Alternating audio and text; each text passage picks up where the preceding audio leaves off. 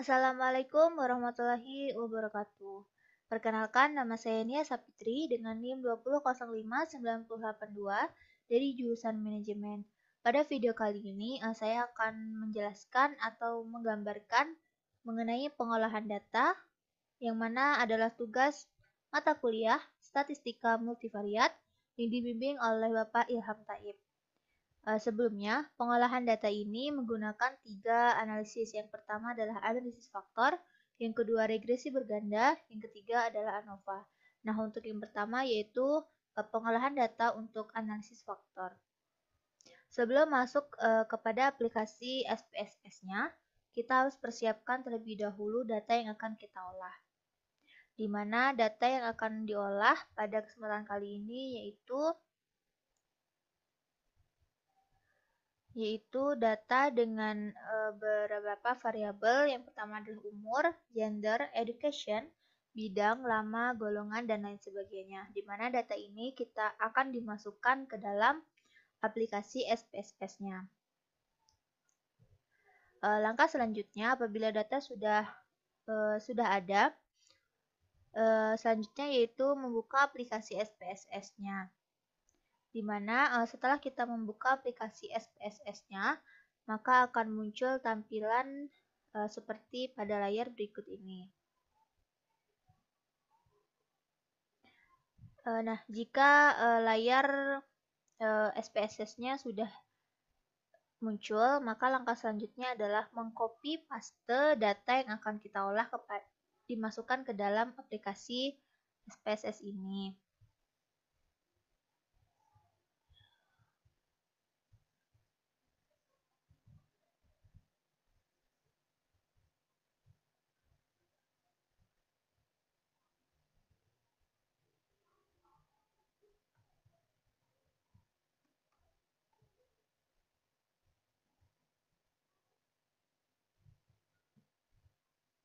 Oke, data yang sudah di-copy tinggal dipaste ke dalam aplikasi.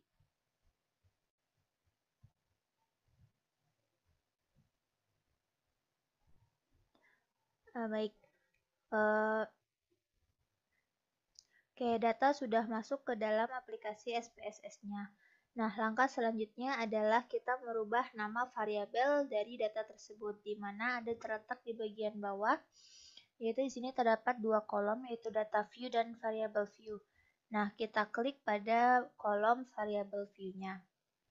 Nah, di sini tertera 21 data, di mana pada data di kolom name ini yang akan kita rubah sesuai dengan nama data kita.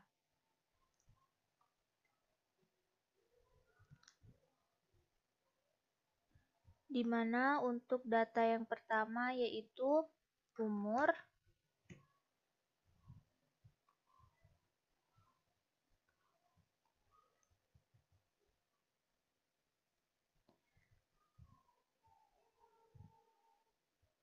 Data kedua gender.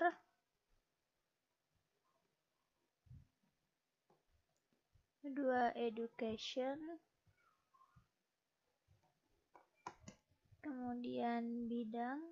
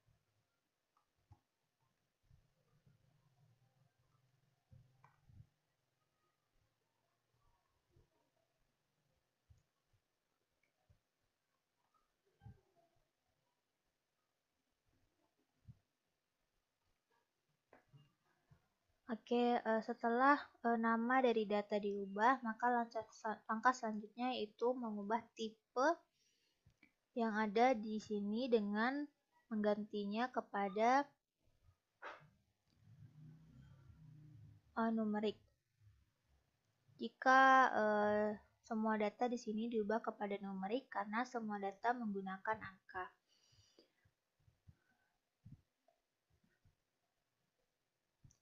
Baik, jika sudah, kita lihat pada kolom data view kembali.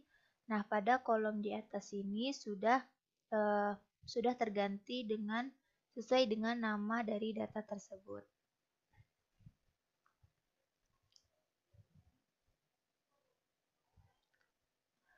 Nah, langkah selanjutnya yaitu untuk menganalisis faktor adalah memilih menu Analyze. Kemudian ada pada Dimension Reduction, kemudian ada faktor. Ketika sudah diklik, maka akan muncul tampilan seperti pada layar. Nah, selanjutnya variabel yang ada di sebelah kiri tersebut dimasukkan ke dalam kolom variabel dengan cara menekan variabel pertama atau klik kiri, kemudian shift sampai ke variabel terakhir. Kemudian klik pada tanda panah sehingga variabel pindah ke dalam kolom variabel sebelah kanan.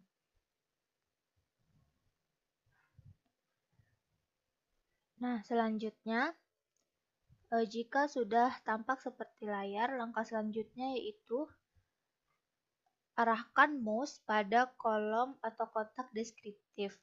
Kemudian tekan sehingga akan muncul layar faktor analisis deskriptif, di mana pada kolom ini ada beberapa yang harus kita centang, yaitu yang pertama ada KMO and Bartlett Test of Sphericity dan Anti-Image. Jika keduanya sudah dicentang, klik Continue dan OK pada menu faktor analisis. Nah, jika sudah diklik OK, maka proses analisis sedang bekerja. Perlu beberapa waktu sehingga hasil dari faktor analisis didapatkan.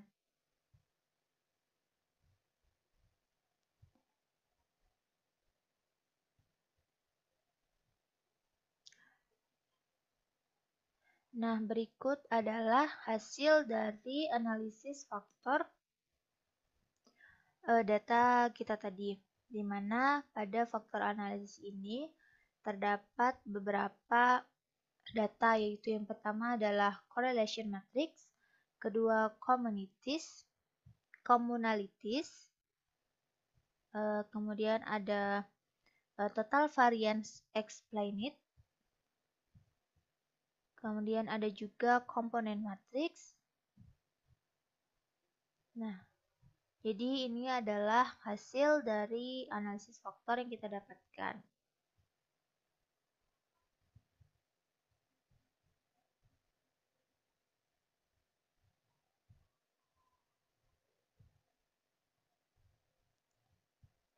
Oke, baik, untuk faktor analisis sudah sampai kepada hasil yang didapatkan. Nah, selanjutnya yaitu pada pengolahan data kedua, yaitu pengolahan data regresi berganda.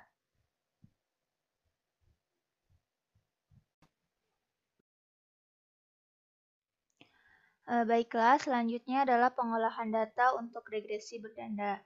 Sebelumnya, persiapkan terlebih dahulu aplikasi SPS-nya.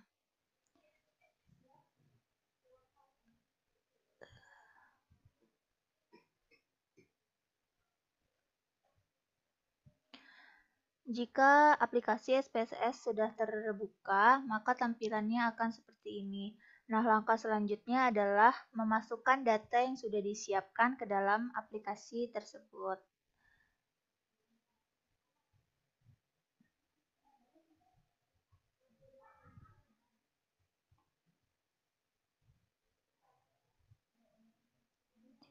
Oke, jika datanya sudah di-copy, maka tinggal di paste saja. Oke. Nah, tampilan data yang sudah dimasukkan ke dalam space akan tampil seperti ini. Nah, langkah selanjutnya adalah mengubah variabel view untuk menamai file tersebut variabel namanya. Nah, untuk data yang pertama adalah dengan nama EKS. Kemudian data kedua HRG. Dan data ketiga adalah course. Oke, selanjutnya jika variabel view-nya sudah diisi, maka data view-nya pada kolom di atas ini akan berubah. Seperti terlihat pada layar.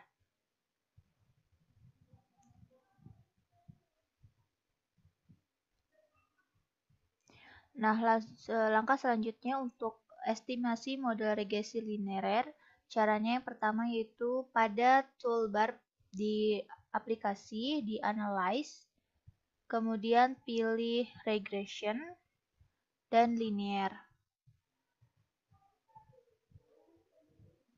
Maka pada tabel akan tampak layar seperti ini.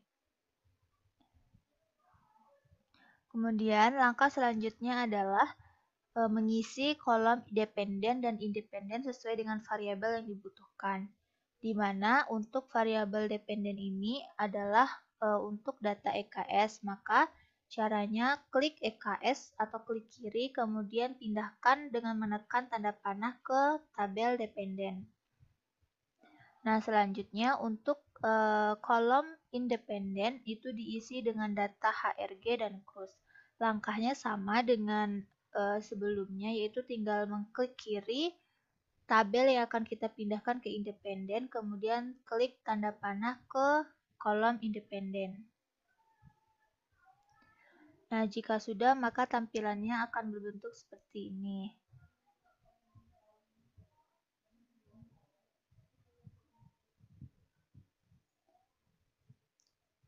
Nah, selanjutnya untuk memunculkan hasil untuk menguji asumsi klasik itu ada 4, di mana yang pertama adalah multikolinearitas, yang mana menggunakan Viv dan tolerance, dan yang kedua menggunakan autokorelasi, yang menggunakan Durbin-Watson, yang ketiga heteroskedastisitas dengan menggunakan scatter plot Z-pret dan Z-recit. Dan yang terakhir yaitu untuk uji normalitas dengan menggunakan normal pp-plot. Untuk yang pertama yaitu uji multikolinearitas dan autokorelasi dengan cara pada tampilan ini diklik statistik. Kemudian pada kolom sebelah kiri terdapat collinearity diagnosis, itu dicentang. Kemudian pada kolom di bawah ini ada Durbin-Watson juga dicentang. Setelah itu, klik continue untuk melanjutkan. Nah, untuk uji heteroskedastisitas dan normalitas itu terletak pada tabel plots, kemudian diklik dan memindahkan Z-pret kepada kolom X. Caranya dengan mengklik kiri kolom Z-pret-nya, kemudian klik tanda panah ke kolom X. Kemudian untuk mengisi kolom Y, itu diisi dengan Z-recit. Caranya sama, tinggal diklik kiri, kemudian tekan panah di tabel di kolom Y. Setelah itu, di normal probability plot ini perlu dicentang untuk melanjutkan aktivitas.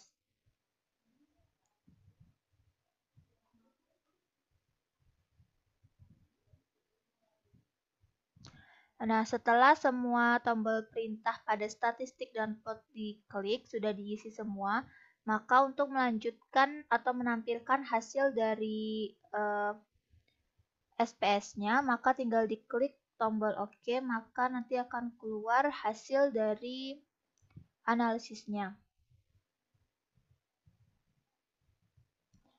Oke, memerlukan waktu.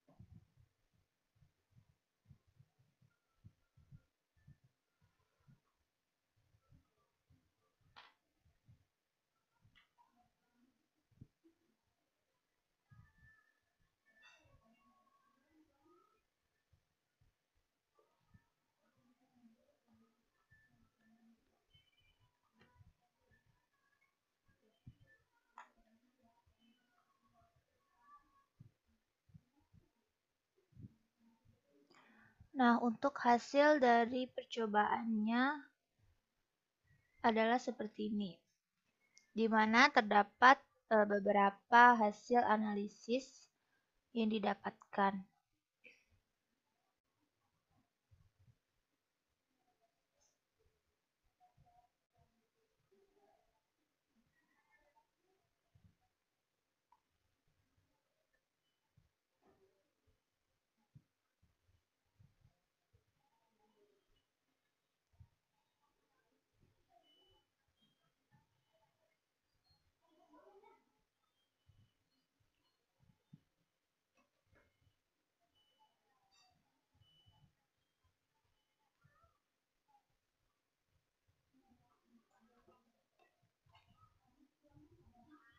Oke, selanjutnya adalah untuk pengujian asumsi klasik, di mana yang pertama adalah multikolinearitas. Untuk mendapatkan hasil uji multikolinearitas ini, kita lihat pada tabel koefisien. Oke.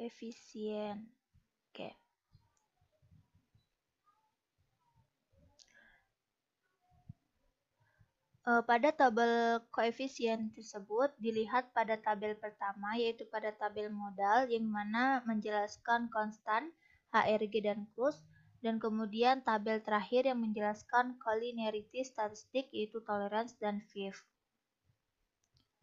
Di mana dari hasil analisisnya, HRG dengan tolerance 0,801 dan FIV 1,248. Dan untuk Cruz, toleransinya yaitu sebesar 0,801 dan FIV-nya 1,248.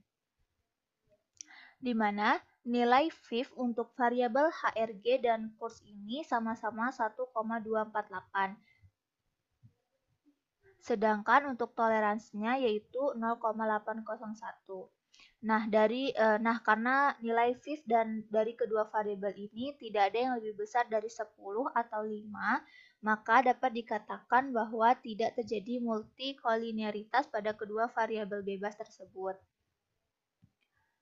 Nah, untuk selanjutnya yaitu autokorelasi, di mana data yang digunakan yaitu data model summary.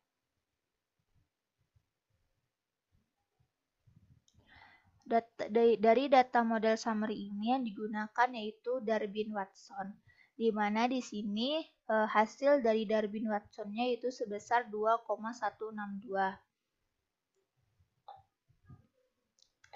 Untuk analisisnya, ada beberapa patokan untuk menentukan kriteria dari Darwin-Watson, di mana untuk korelasi antara 0 sampai 0,982 adalah autokorelasi positif, antara 0,982 sampai 1,539 itu adalah ragu-ragu, dan untuk antara 1,539 sampai 2,481 itu tidak ada autokorelasi. Kemudian untuk hasil 2,481 sampai 3,018 itu ragu-ragu, dan untuk 3,018 sampai 4 itu autokorelasi negatif.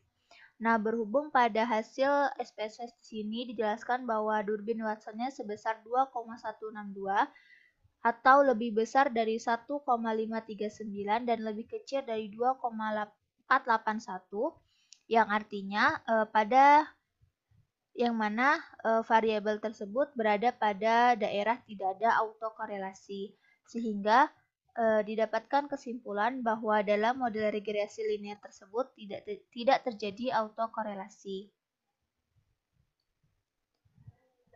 Nah, selanjutnya untuk pengujian heteroskedastisitas, di mana pengujian heteroskedastisitas ini dilakukan dengan membuat alur sebaran antara residual dan nilai prediksi dari variabel terikat, di mana data yang dilihat adalah data scatter plot, di mana data tersebut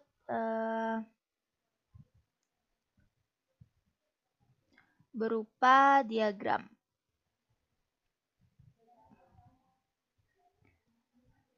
Nah, dari gambar tersebut terlihat bahwa sebaran titik tidak membuat suatu pola atau alur tertentu, sehingga didapatkan tidak terjadi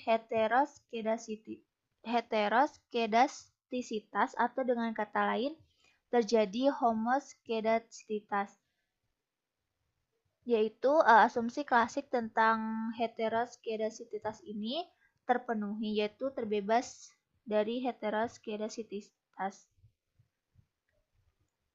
Selanjutnya yaitu uji normalitas, di mana uji normalitas ini dapat dilihat dari gambar normal PP plot.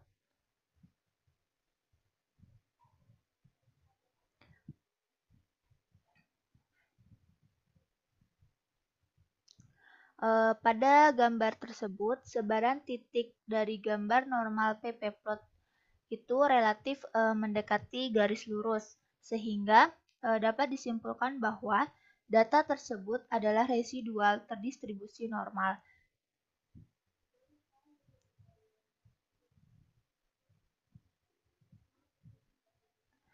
Baiklah, mungkin baiklah untuk pengolahan data dari regresi berganda cukup sekian hasil analisis dari saya. Kemudian selanjutnya yaitu pengolahan data ANOVA.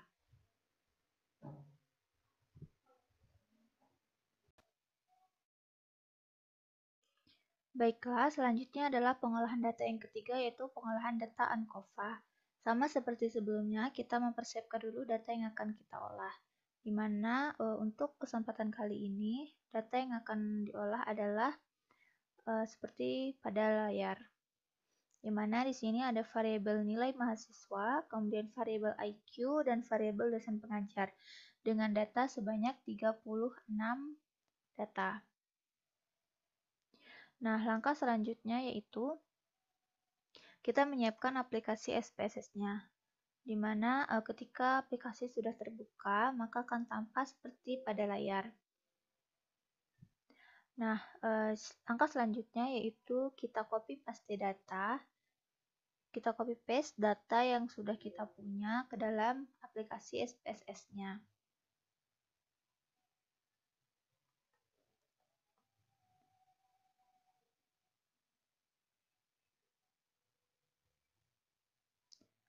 Oke, terus kita paste.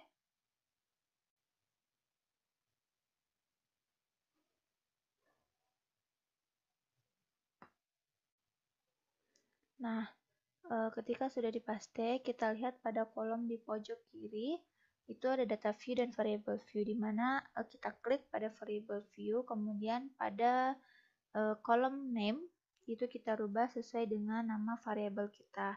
Nah, yang pertama yaitu nilai mahasiswa, kemudian ada IQ dan dosen. Kemudian tipe datanya harus numerik karena data kita berupa angka. Selanjutnya kita kembalikan lagi kepada data view sehingga Nama dari setiap variabel terlihat pada kolom di atasnya. Nah, selanjutnya untuk pengujian ANCOVA, langkah yang dapat kita lakukan yang pertama kita pilih menu Analyze, kemudian pilih submenu General Linear Model, kemudian ada terdapat 3 pilihan yaitu Univariate, Multivariate, dan Repeat Measure. Nah, kita pilih yang Univariate. Selanjutnya, di sini terdapat kolom dependent variable, fixed vector, random vector, dan covariate. Nah, di mana setiap ini kita isi dari variabel yang ada pada data kita. Di mana untuk variabel nilai kita masukkan kepada bagian dependent variable. Kemudian variabel dosen kita ke bagian fixed vector dan IQ ke bagian covariate. Langkahnya kita klik dulu variabel yang kita inginkan, kemudian kita pindahkan kepada dependent variable dengan klik panah di samping kolom tersebut. Dan untuk dosen itu ada di fixed vector dan IQ ada di covariate. Nah, jika sudah kita klik OK, maka proses analisis sedang berjalan. Kita tunggu untuk beberapa saat sehingga hasil dari analisis keluar.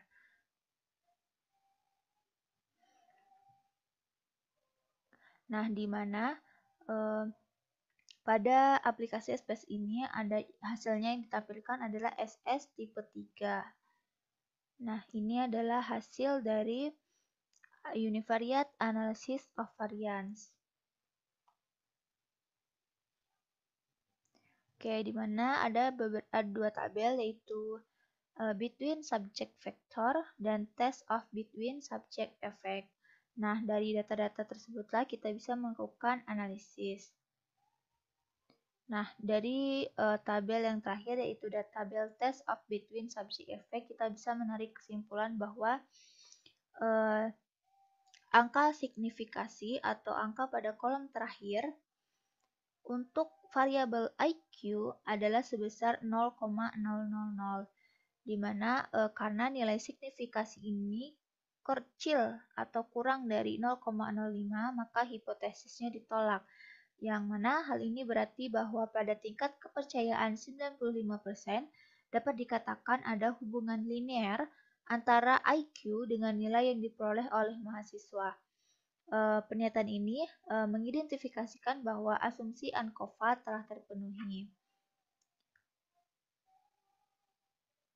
Nah, selanjutnya dilakukan pengujian untuk mengetahui pengaruh antara perbedaan dosen pengajar terhadap nilai yang diperoleh oleh mahasiswa. Dari hasil pengolahan terlihat bahwa angka signifikasi dari variabel dosen yaitu sebesar 0,024.